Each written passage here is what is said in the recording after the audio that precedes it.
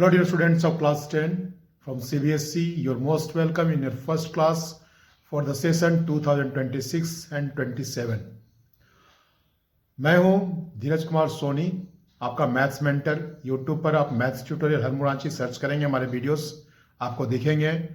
और मैं आपको एक और इन्फॉर्मेशन देना चाहूँगा कि हमारे ऑफलाइन क्लासेस हरमू रांची, कटहल मोड़ रांची और फ्रेंड्स कॉलोनी पंडरा में स्टार्ट हो चुके हैं, जहाँ पर आप पहले मैथ्स का एक चैप्टर का पूरा डेमो और फिजिक्स के एक चैप्टर का कंप्लीट डेमो देख लें, उसके बाद ही हमारा ऑफलाइन क्लास ज्वाइन करें। तो हमारा आज का फर्स्ट टॉपिक हम लोग का है, हम लोग जो आज मैथ्स का फर्स्ट चैप्टर करेंगे, रियल नंबर्स करेंगे।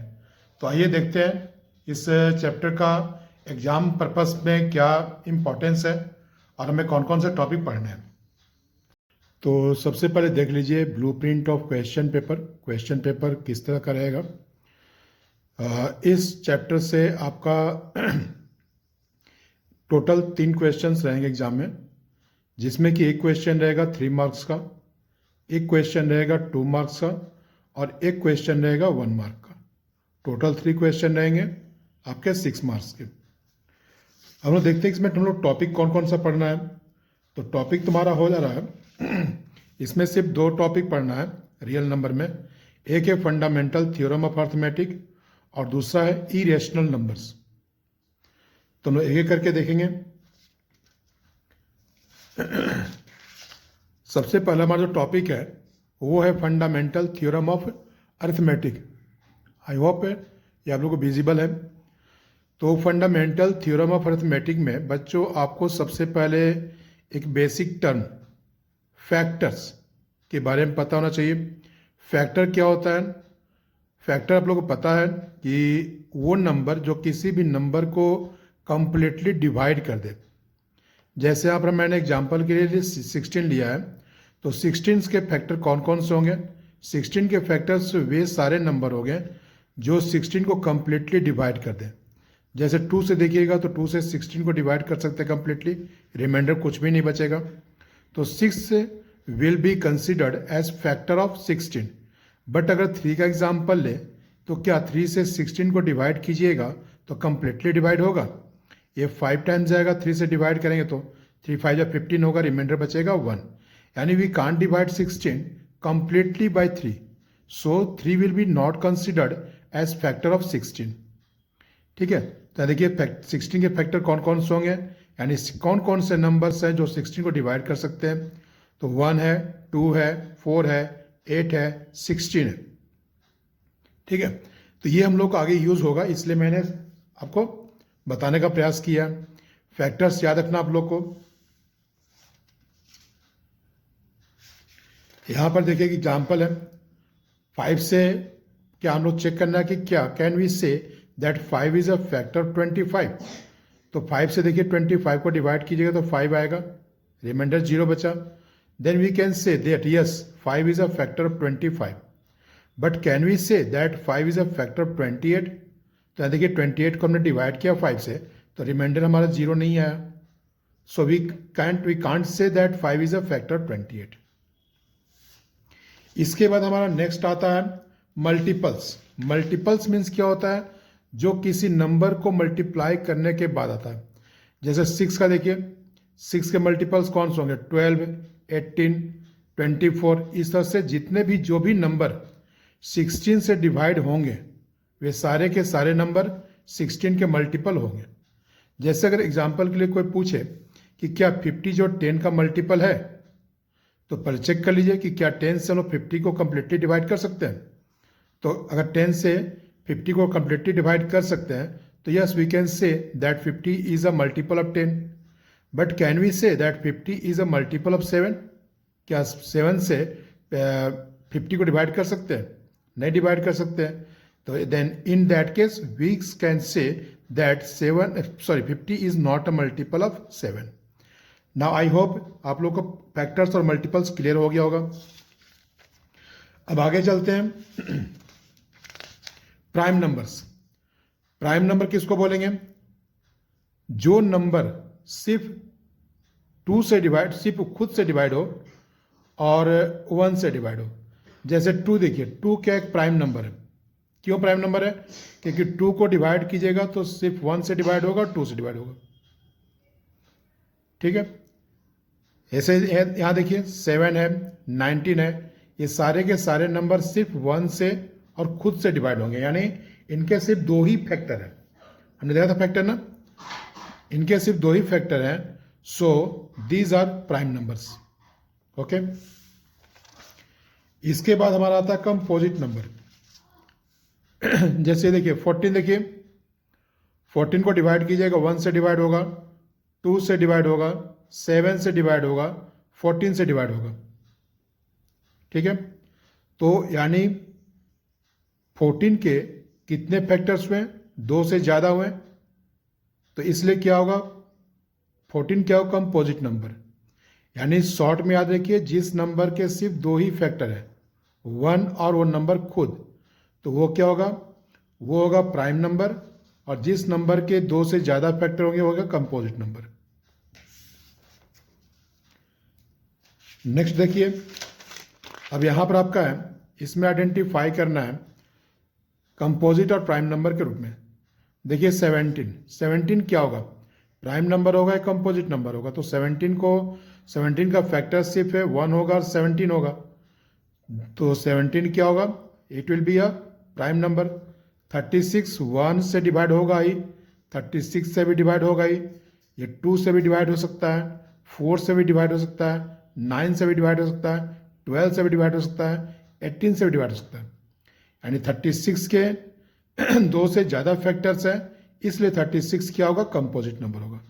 अब ये चारों नंबर को आप लोग बताइए, मुझे आंसर बताइए कि ये सब प्राइम होंगे या कंपोजिट होंगे। मैं आपका आंसर का वेट कर रहा हूं।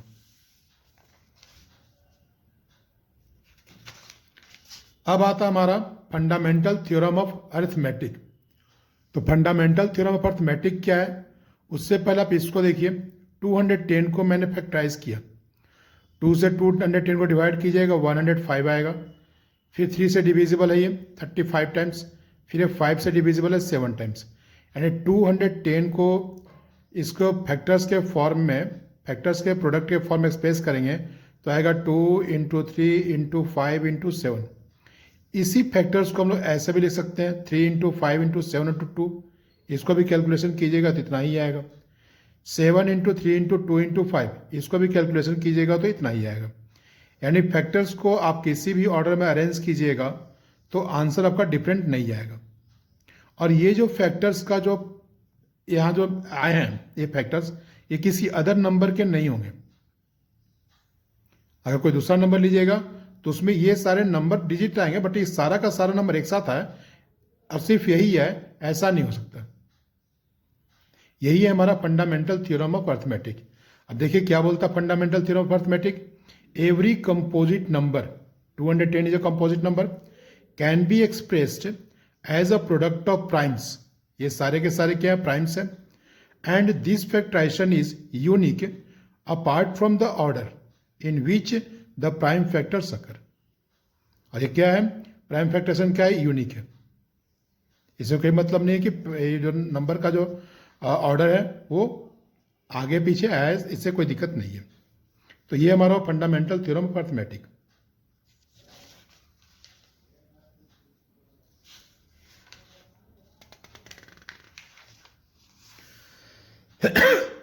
अब इससे रिलेटेड एक क्वेश्चन है आपका एनसीईआरटी बुक में, मैं बता दे रहा हूं कौन सा क्वेश्चन है।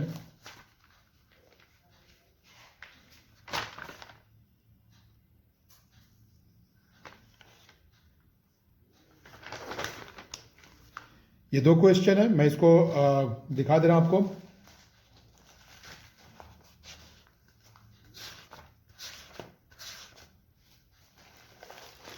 ये देखिए, ये क्वेश्चन आपका एनसीईआरटी बुक का एक्सरसाइज 1.1 का क्वेश्चन है। इसमें एक्सप्रेस ईच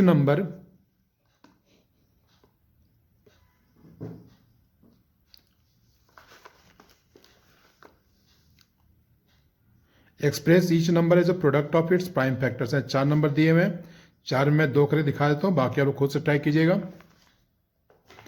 तो जैसे मैंने 156 का लिया, 156 को फैक्टराइज कीजिएगा, 2 से डिवाइड कीजिएगा 156 को, 78 आएगा, again 78 divided by 2 will be 39, 39 divide by 3 will be 13। हमने इसको 2 raise to the power 2 into 3 into 13 के फॉर्म में एक्सप्रेस कर सकते हैं। दूसरा नंबर है 7429, इसको फैक्टराइज कीजिएगा तो ये आपका 17 इंटू 19 इंटू 23 के फॉर्म में आएगा। आई होप ये आपको क्लियर हो गया होगा।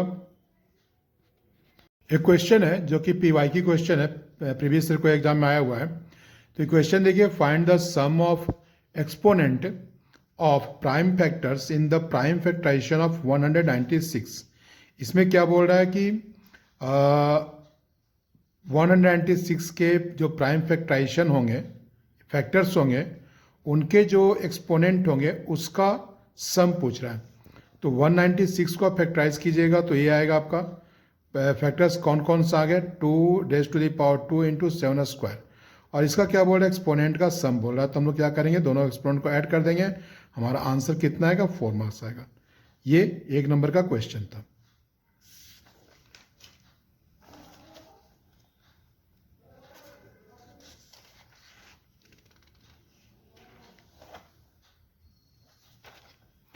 अब हम लोग देखते हैं एचसीएफ और एलसीएम। तो एचसीएफ और एलसीएम देख लीजिए पहले।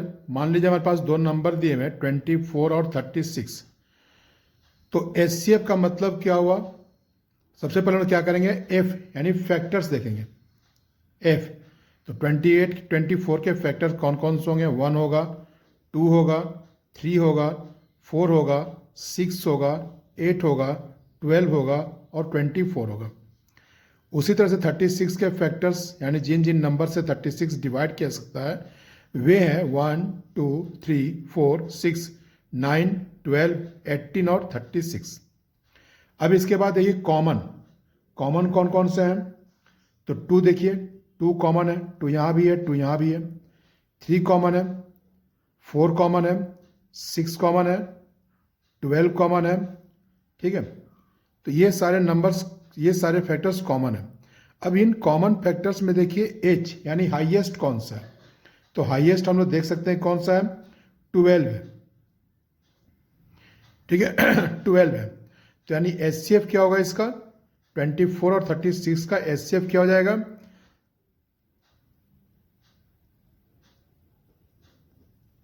12। यानी 12 वो सबसे बड़ा नंबर है जो कि ये दोनों को डिवाइड कर सकता है। वैसे डिवाइड 6 भी कर सकता है, 3 भी डिवाइड कर सकता है, लेकिन जब एचसीएफ बोला जाएगा यानी हाईएस्ट कॉमन फैक्टर, तब हम लोग किसको बोलेंगे, 12 को बोलेंगे। आई होप ये आपको क्लियर होगा।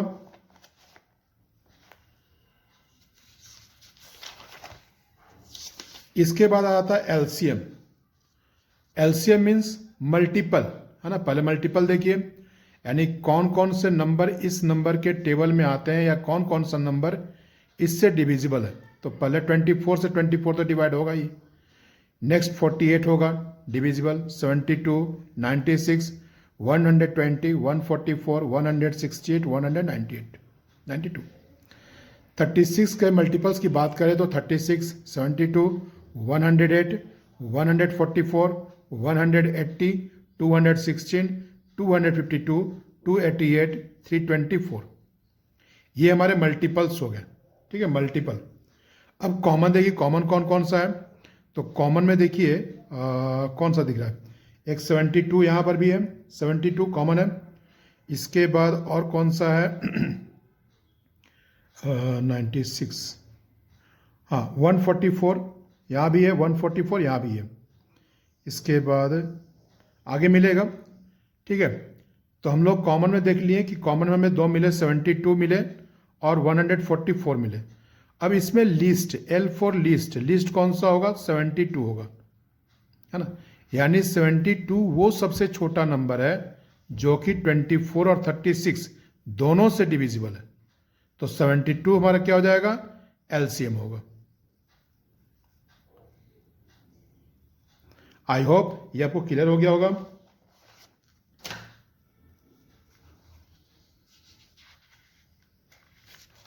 अब एक क्वेश्चन देखिए, यहां पर क्या बोल रहा है कि find the HCF and LCM of 24 and 36। तो सबसे पहले क्या करेंगे कि इसको फैक्टराइज करेंगे। 2 से 24 को फैक्टराइज कीजिएगा तो आपका आएगा 2 raise to the power 3 into 3, है ना, 2 into 2 into 2, 2 raise to the power 3 into 3, और 36 का कीजिएगा तो इतना आएगा। अब हम लोग HCF इसे कैसे लेंगे, तो HCF के लिए याद रखिए कि सबसे पहले देखिए कि फैक्टर्स को देखिए, और कौन से फैक्टर्स जो कॉमन है। तो कॉमन 2 भी है, यहाँ भी 2 है, यहाँ भी 2 है, 3 यहाँ भी है, 3 यहाँ भी है, लेकिन लेंगे किसको, तो लेंगे हम लोग, इसमें H लिखा हुआ ना, तो जस्ट इसका अपोजिट चलेंगे, उल्टा चलेंगे। हाईएस्ट बोल रहा है तो लोवेस्ट लेंगे। तो जो कॉमन फैक्टर है यहाँ पर है 2 रेज टू द पावर 3 यहाँ है, 2 रेज टू द पावर 2 यहाँ है, तो ये दोनों में लीस्ट पावर वाला कौन सा है, ये है, तो हम लोग इसको लेंगे, ठीक है। और 3 में देखिए 3 यहाँ भी है, 3 यहाँ भी कॉमन है, बट यहाँ पर इसका पावर 2 है, इसका पावर 1 है, तो हम लोग इसको लेंगे। अब इसको सॉल्व कीजिएगा तो कितना आएगा, 2 2 जा 4, 3 जा 12। हमारा HCF क्या होगा, 24 और 36 का 12 होगा। और LCM के लिए क्या करेंगे, सारे नंबर्स को देखेंगे। अगर कोई नंबर यहाँ पर कॉमन है तो उसका जो हायर मल्टीपल, हायर एक्सपोनेंट होगा उसको लेंगे। तो यहाँ देखिए 2 यहाँ भी है, 2 यहाँ भी है, उससे कोई मतलब है 2 अगर सिर्फ यहाँ भी रहता तो भी लेते। यहाँ पर पावर कितना 3 है, यहाँ का पावर 2 है, तो अगर कोई कॉमन मिलता है तो उसमें ज़्यादा पावर वाले को लेंगे। तो हम लोग किसको लेंगे, 2 रेज टू दी पावर 3 को लेंगे। 3 देखिए यहाँ भी है, 3 यहाँ भी है, लेकिन कहाँ पर इस 3 का पावर ज़्यादा है, यहाँ पर है, तो ये। अब सॉल्व कीजिए इसको तो 2 2 जा 4, 2 जा 8, 3 3 जा 9, 72। हमारा LCM कितना आ गया, 24 और 36 का 72। आई होप आप लोग को ये क्वेश्चन और HCF LCM प्राइम फैक्टराइजेशन करने के बाद कैसे कैलकुलेट करेंगे ये आपको क्लियर हो गया होगा। और आपको जहां भी डाउट हो आप इमीडिएट मुझे मैसेज कीजिए।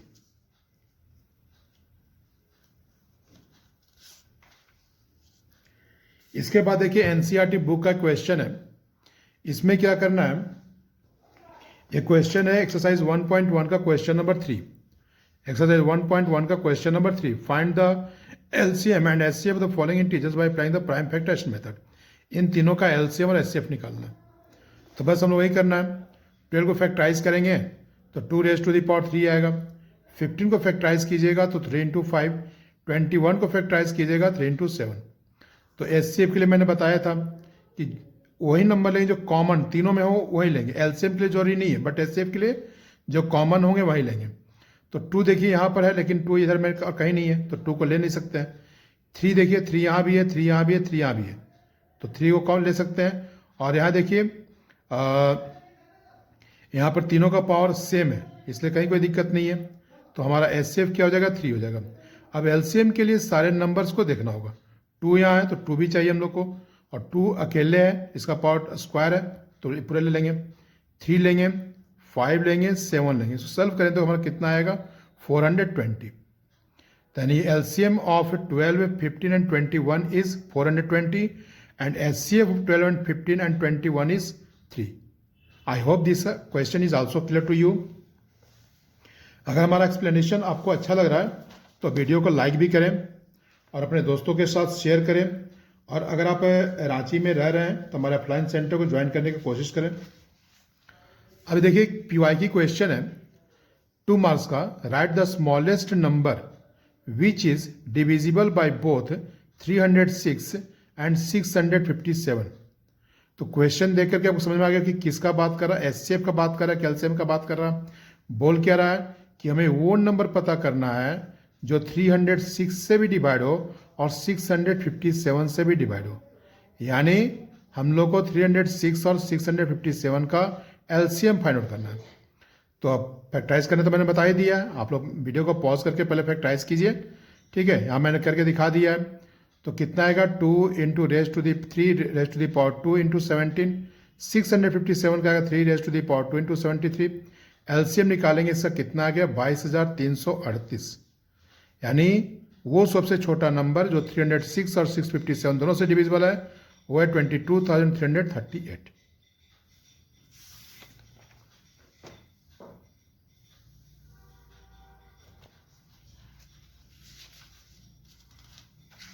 अब एक क्वेश्चन है, हाँ इसको आप खुद से ट्राई कीजिएगा। ये 2 मार्क का क्वेश्चन आया, 3 मार्क का क्वेश्चन था, ये पीवाई की क्वेश्चन है। इसमें था state fundamental theorem of arithmetic. तो फंडामेंटल थ्योरम ऑफ अर्थमेटिक आपको एक्सप्रेस कर देना, याद आपको हो ही गया होगा कि any composite number can be expressed as a product of its prime factors. और एलसीएम निकालना किसका, 2520 एंड 10530 का प्राइम फैक्टराइजेशन मेथड से करना है। So my dear students, first you will try it and after that if you get any difficulty you may message me, okay.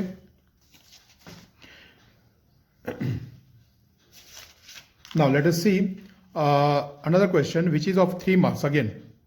इसमें क्या बोला कि HCF of 144 and 180 is expressed in the form of 13m minus 16, find the value of m. तो इसमें क्या करना कि सबसे पहले बोल रहा है कि HCF निकाल लीजिए 144 और 180 का और उसको इस फॉर्म में एक्सप्रेस कर दीजिए, उसके बाद फिर m का वैल्यू निकाल लीजिए। तो 180 को फैक्टराइज करेंगे तो आप इतना आएगा, 144 को फैक्टराइज करेंगे तो इतना आएगा, HCF कितना आएगा 36 and 36 should be expressed as 13m minus 16, okay, and I have expressed it here, and after solving we will get the value of m, that is 4, okay.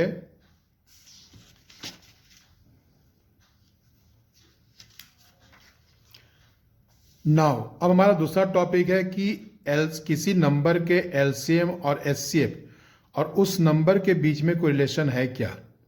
तो रिलेशन है, क्या है कि अगर आपको 2 नंबर दिए हुए हैं और उन दोनों नंबर का आप LCM और HCF का प्रोडक्ट निकालिए, ठीक है, तो वो क्या होगा, वो इक्वल होगा। किसका इक्वल होगा, जो दोनों नंबर्स दिए हुए हैं उनके प्रोडक्ट के इक्वल। जैसे एग्जांपल के लिए हमने 24 और 36 लिया है, HCF निकालेंगे 24 और 36 का तो 12 आएगा, LCM निकालेंगे तो 72 आएगा, दोनों का प्रोडक्ट निकालेंगे तो 864 आएगा, और अगर दोनों नंबर को खुद मल्टीप्लाई कीजिएगा आप तो 864 आएगा, ठीक है। यानी देख सकते हैं आप कि HCF and the product of HCF and LCM of 24 and 36 is equal to the product of 24 and 36.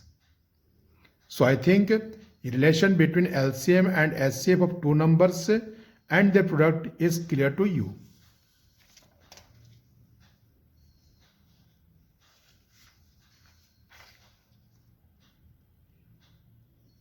अब क्या है कि इससे रिलेटेड क्वेश्चंस आ सकते हैं, तो आप इसको आंसर में क्या फॉर्मूला खुद बना सकते हैं। फॉर्मूला हो गया HCF ऑफ, मान लीजिए A और B 2 नंबर है, तो HCF of A and B into LCM of A and B equals to A into B। अगर मान लीजिए हम लोग को LCM दिया हुआ है और HCF फाइंड आउट करना है तो क्या हो जाएगा, product of number divide by LCM। अगर LCM फाइंड आउट करना है तो product of number divide by HCF। अब यहां पर देखिए एनसीईआरटी बुक में क्वेश्चन है, question number 2 and question number 4।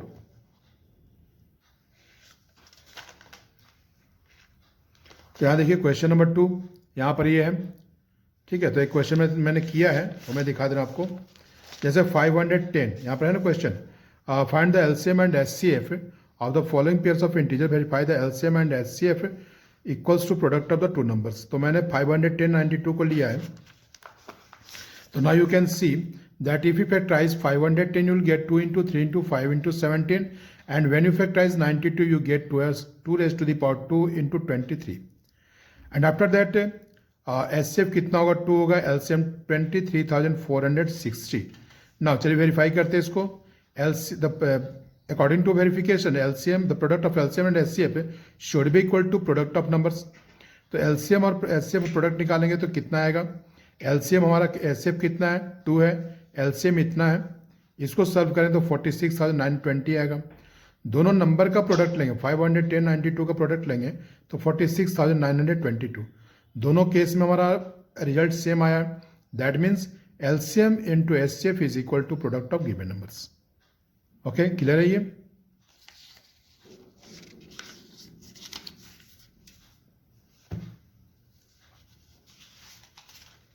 अब यहाँ एक क्वेश्चन है पीवाई की क्वेश्चन 1 मार्क का, if XY is equal to 180 and HCF of X and Y is 3, then find the LCM of X and Y।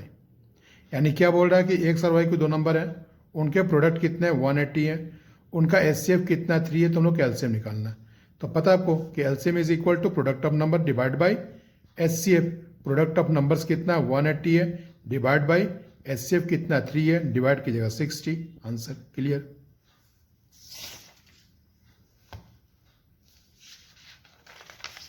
एक और क्वेश्चन है 2 मार्क्स का।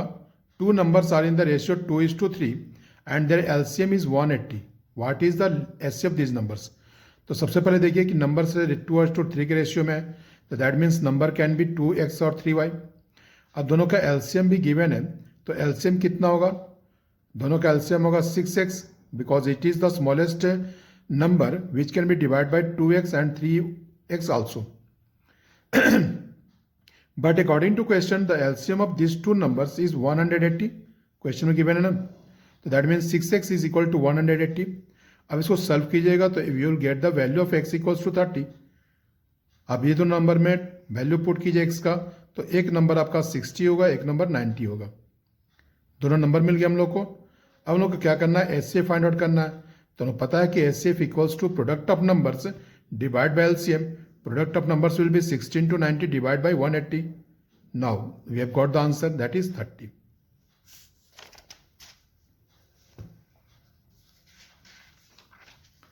नेक्स्ट हमारा अब क्या है, कुछ हम लोग वर्ड प्रॉब्लम देखेंगे। वर्ड प्रॉब्लम में क्या होता है कि बच्चे अक्सर कंफ्यूज हो जाते हैं कि यहां पर हम लोग को करना क्या है, एलसीएम निकालना कि एचसीएफ निकालना। तो इसको याद रखिएगा। अगर आपको लगता है कि जो आंसर आएगा उसका न्यूमेरिकल वैल्यू जो क्वेश्चन में जो नंबर्स दिए उनसे ज़्यादा होगा, तो आपको एलसीएम निकालना है। ठीक है, याद रखिए। अगर एक्सपेक्टेशन ज़्यादा का है तो लिस्ट एल, और अगर एक्सपेक्टेशन कम का है ना, तो आपको एच यानी हाईएस्ट निकालना। आगे देखिए कि इसको इस ट्रिक को लोग कैसे यूज करेंगे।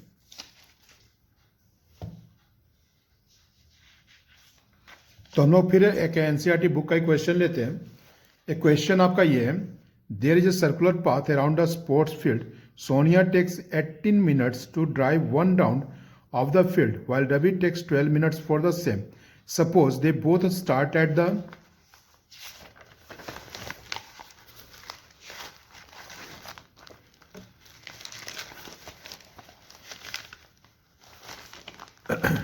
same point and at the same time and go in the same direction, after how many minutes will they meet again at the starting point? Question का मीनिंग क्या हुआ? क्वेश्चन की बोला कि दो बच्चे हैं, दोनों रेस स्टार्ट करते हैं, दोनों की एबिलिटी अलग अलग है। सोनिया जो है उस फील्ड का एक राउंड कंप्लीट करने में 18 मिनट्स लगता है, रवि को 12 मिनट्स लगता है। क्वेश्चन ये पूछ रहा है कि कितने मिनट के बाद वे दोनों सेम स्टार्टिंग पॉइंट पर होंगे। तो आइए देखते हैं। तो अब यहाँ पर देखिए, मैंने जो ट्रिक बताया था कि हम लोग कैसे डिसाइड करेंगे कि हमें एलसीएफ लेना चाहिए कि एचसीएफ लेना चाहिए। तो सबसे पहले ये देखिए कि सोनिया जो है उसको 18 मिनट्स में कंप्लीट करेगी और रवि 12 मिनट्स में कंप्लीट करेगा 1 राउंड। तो यहाँ हम लोग देखने से लगता है कि पहले 18 मिनट में या 12 मिनट में ये दोनों मिल तो नहीं पाएंगे। जब भी मिलेंगे नेक्स्ट मिनट में मिलेंगे, यानी जो मिनट 18 से बड़ा होगा 12 से बड़ा होगा। ठीक है, यानी हमारा जो न्यूमेरिकल, जब हम लोग आंसर का न्यूमेरिकल वैल्यू गेस कर रहे हैं वो क्या है कि आप क्वेश्चन में जो नंबर्स दिए उनसे बड़ा है, तो हम लोग क्या करना पड़ेगा? एलसीएम निकालना होगा। अगर बड़ा का उम्मीद है तो एलसीएम लिस्ट। तो वही मैंने किया है। यहाँ देख लीजिए, to complete 1 round time taken by Sonia को एक राउंड कंप्लीट करने में टाइम कितना लगता है? 18 मिनट्स। रवि को लगता है 12 मिनट्स। तो दोनों जिस मिनट के बाद स्टार्टिंग पॉइंट पर मिलेंगे वो नंबर क्या है? वो एलसीएम है 18 और 12 का। और जब एलसीएम निकालिएगा 18 और 12 का तो आपका आएगा 36। यानी हमारा आंसर क्या होगा? After 36 minute they will meet again at the starting point. I hope ये आपको क्लियर हो गया होगा।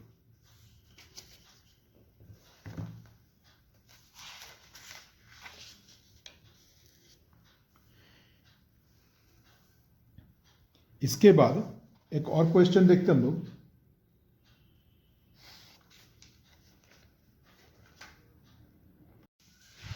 यहां देखिए क्वेश्चन है आपका, A forester wants to plant 66 apple trees, 88 banana trees, and 110 mango trees in equal rows in terms of number of trees. Also, he wants to make distinct rows of the trees, only one type of trees in one row. Find the minimum number of rows required. Question का meaning क्या हुआ? कोई gardener है, कोई forester है, उसके पास से कुछ एप्पल्स ट्रीज है, कुछ बनाना ट्रीज है, कुछ मैंगो ट्रीज है. उन सब सारे ट्रीज को उसको रो में अरेंज करना है और हर रोज में सेम नंबर ऑफ ट्रीज होना चाहिए. और आपको ये भी बताना है कि टोटल नंबर ऑफ रोज कितने होंगे, एक रोज में कितने ट्रीज होंगे और हर मिनिमम नंबर ऑफ रोज कितने होंगे. तो आइए देखते हैं. तो सबसे पहले ये देखिए, एप्पल ट्रीज कितना 66 है, बनाना ट्रीज 88 है, मैंगो ट्रीज 110 है. तो number of trees one row में जो ट्रीज होंगे वे आप गेस कीजिए कितने होंगे. इन सबसे तो कम ही होंगे ना. 66 तो होगा नहीं, 88 तो होगा नहीं, 110 तो होगा नहीं. यानी हम जो आंसर एक्सपेक्ट कर रहे हैं वो उस आंसर का वैल्यू यहाँ जो क्वेश्चन में जो वैल्यू दिए हुए हैं उनसे कम होगा. और जब कम होगा तो हमारा ट्रिक क्या बोलता है कि हम लोग को एचसीएफ निकालना है. तो number of trees in one row, इसके लिए क्या करेंगे, ये तीनों का हम लोग एचसीएफ निकालेंगे. तो एचसीएफ मैंने निकाल लिया है. ये कितना है 22. अब देखिए कि हर रोज में कितने ट्रीज होना चाहिए, 22 ट्रीज होना चाहिए. ठीक है. अब क्या है कि टोटल ट्रीज कितने हैं. तो टोटल ट्रीज आपका 66 प्लस 88 प्लस 110 यानी टोटल ट्रीज 264 है. तो 264 ट्रीज है और एक रो में रखना है 22 ट्रीज.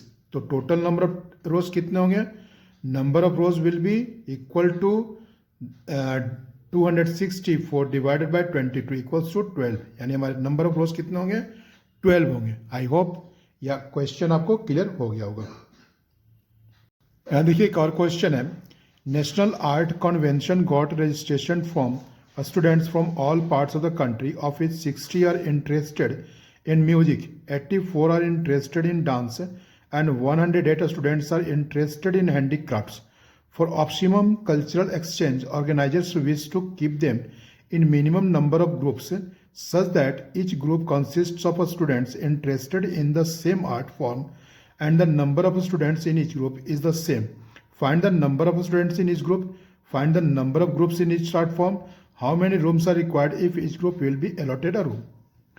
इसका मतलब क्या हुआ कि कहीं पर कंपटीशन हुआ जिसमें कि कुछ स्टूडेंट्स आए, कुछ बच्चे आए, कुछ का इंटरेस्ट किस में था, म्यूजिक में था, कुछ का इंटरेस्ट डांस में था, कुछ का इंटरेस्ट हैंडीक्राफ्ट में था.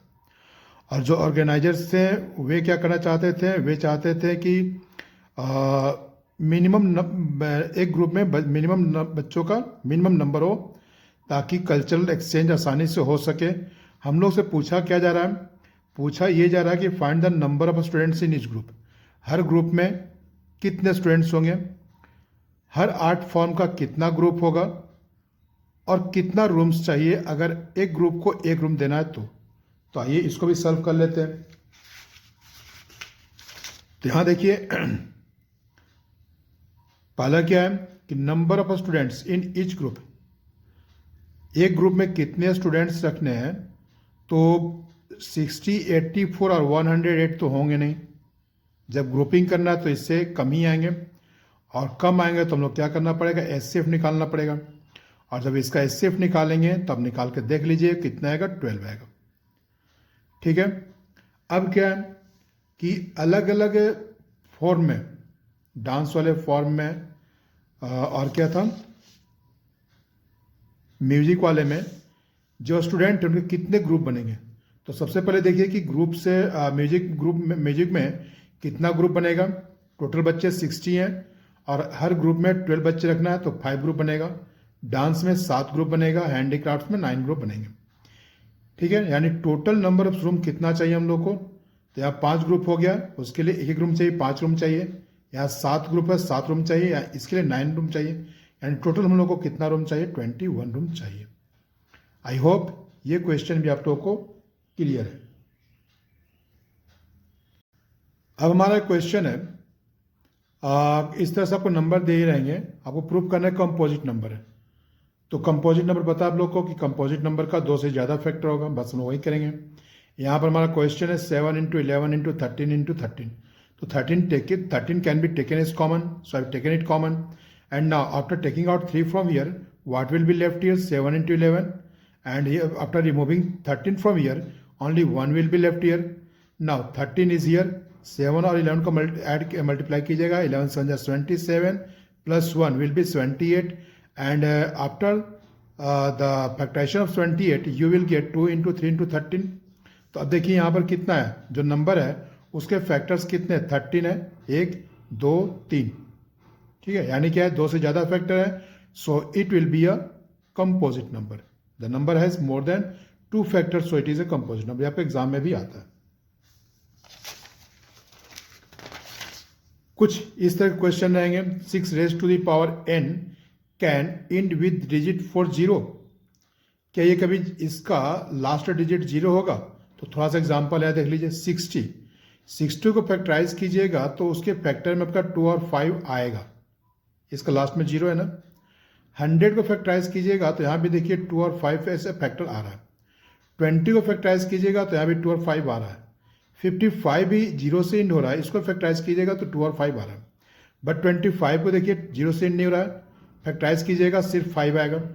144 को फैक्टराइज कीजिएगा, 0 से इंड नहीं हो रहा है, तो कितना आएगा, 2 आएगा, 3 आएगा, 2 और 5 दोनों नहीं आएगा, ठीक है। 336 को कीजिएगा तो यहाँ भी आपका कितना आया, 2 आया, 3 आया, 7 आया। यानी जिस नंबर के प्राइम फैक्टराइजेशन करने पर उसमें 2 और 5 दोनों आ रहे हैं, केवल वही नंबर 0 से इंड होगा। तो यहाँ पर देखिए क्या 6 जो है उसका हम फैक्टराइज करते तो 2 और 3 आता है, यहाँ 5 है तो है नहीं, तो इसका मतलब क्या, 6 का पावर कुछ भी ले लें तो उसका लास्ट डिजिट 0 आएगा, नहीं आएगा। तो हम लोग लिखेंगे कैसे इसको, यहाँ पर लिखा हुआ है 6 raised to the power n, and we if we factorize 6 is we get 2 into 3. Now the prime factorization of 6 is not in the form of 2 into 5, so it can't end with 0. I hope ये कब clear हो गया। अब हमारा आता है irrational number.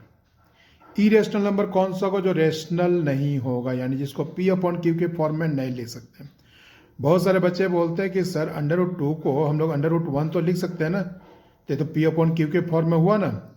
बच्चे बिल्कुल लिख सकते हैं, बट आपको ध्यान रखना चाहिए कि रेशनल नंबर का डिफिनेशन क्या होता है कि it can be written in the form of P upon Q where P and Q are integer, ठीक है। P और Q क्या होना चाहिए, इंटीजर होना चाहिए, बट यहाँ पर आपका √2 इंटीजर नहीं है, तो इसलिए आप √2/1 लिख भी सकते हैं, लिख भी दीजिएगा, तो ये आपका रेशनल नहीं होगा। क्यों नहीं होगा, क्योंकि √2 इंटीजर नहीं है।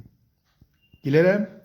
तो पहला ये हुआ कि irrational numbers can't be rational number, that means it they can't be expressed as P upon Q। दूसरा क्या है कि उनका डेसिमल जो एक्सपेंशन होगा वो ना तो टर्मिनेटिंग होगा, ना तो हटेगा और ना ही रिपीट हो। जैसे यहाँ देखो 10 100 1000, ना तो रिपीट हो रहा ना तो हट रहा, ठीक है। तो ये इरेशनल नंबर। इसके बाद क्या है कि जो नॉन परफेक्ट स्क्वायर नंबर है, नॉन परफेक्ट स्क्वायर नंबर का मतलब क्या, देखिए जैसे 4 क्या एक परफेक्ट स्क्वायर नंबर है क्योंकि 2 का स्क्वायर है, बट 5 क्या एक नॉन परफेक्ट स्क्वायर है। तो अगर कोई परफेक्ट स्क्वायर नंबर है उसका स्क्वायर रूट लेते हैं तो वो रेशनल होगा, बट नॉन परफेक्ट स्क्वायर का नंबर का अगर स्क्वायर रूट लीजिएगा तो वो इरेशनल होगा, एंड √5 विल बी इरेशनल। इसके बाद क्यूब, जैसे 27 देखिए 27 इज ए परफेक्ट क्यूब, और इसका क्यूब रूट निकालिएगा तो 3 आएगा, and 3 will be a rational number. यानी परफेक्ट क्यूब नंबर का क्यूब रूट लीजिएगा तो वो रेशनल होगा, but if you don't take the cube root of, if you take the cube root of non perfect cube number then it will be irrational, ठीक है। 64 क्या है, एक परफेक्ट क्यूब नंबर है, इसका क्यूब रूट लीजिएगा तो ये आपका कितना आएगा, रेशनल होगा। 3 क्या नॉन परफेक्ट क्यूब नंबर है, ये इरेशनल होगा। नेक्स्ट है पाई।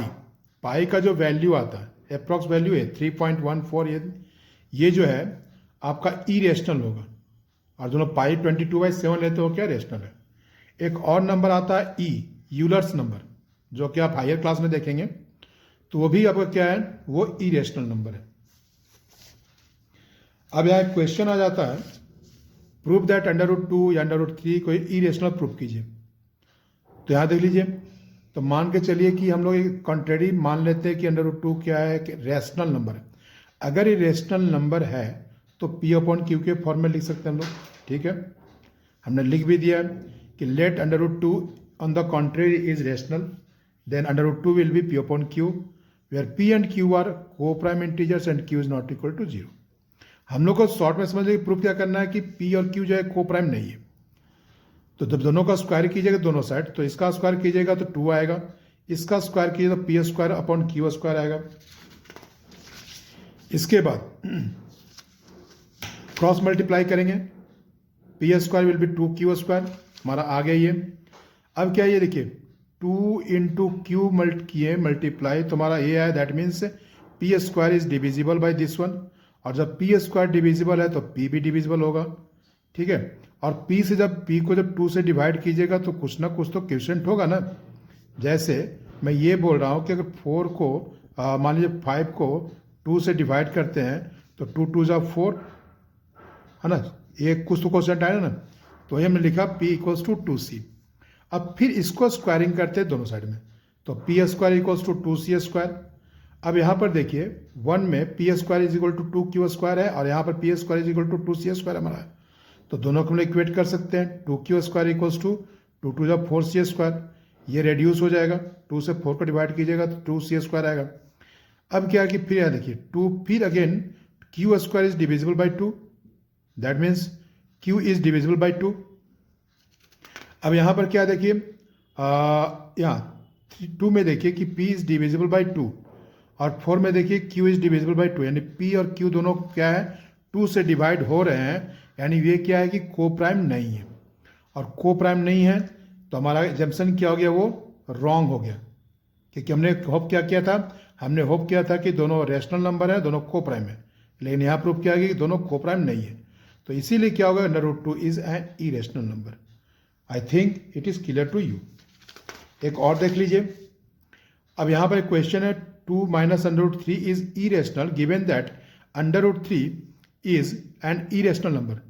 तो चलिए मान लेते हैं on the contrary, let suppose that 2 - √3 be a rational number.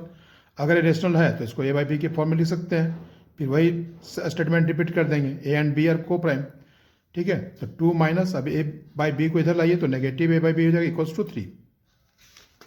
इसके बाद इसको सॉल्व कीजिए, तो आपको कितना आ गया, 2B - A/B = √3।